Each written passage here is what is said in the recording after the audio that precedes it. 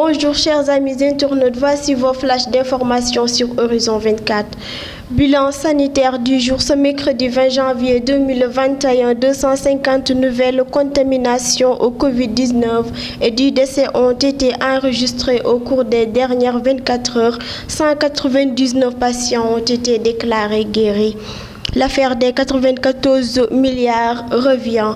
La double plainte du président de PASTEF, Ousmane Sonko, déchirée par le procureur de la République, plainte portant dans l'affaire des 94 milliards. En effet, le magistrat instructeur a suivi le réquisitoire du parquet en classant sans suite l'affaire, nous renseigne Walfadjri.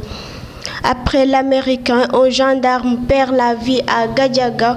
Le puits de gaz n'est toujours pas éteint. Malheureusement, un nouveau décès a été enregistré. Un gendarme s'est noyé dans le réservoir d'eau qui avait été creusé à côté du feu pour alimenter les opérations d'extinction. Elle va bien, il faut la laisser tranquille, déclare un des proches de Diary Sow. Selon cet intime, le projet de disparition aurait été conçu au moins quelques jours, voire quelques semaines. Une information qui nous est venue du journal Le Parisien.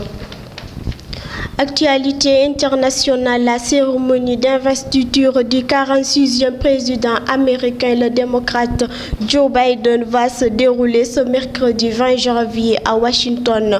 C'est dans une capitale désertée quadrillée par l'armée qu'il va prêter serment aux côtés de la vice-présidente Kamala Harris. Sport, 5 ans après la demi-finale de Coupe du Monde, on fait cap sur la nouvelle vie des Lionceaux, les protégés de Joseph Koto qui avaient participé pour la première fois en 2015 à une phase finale de Coupe du Monde U2020.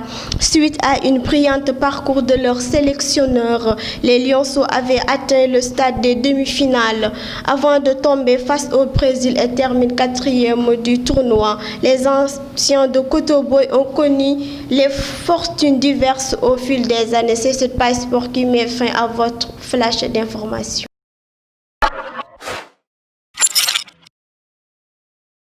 Horizon 24, la télé du peuple.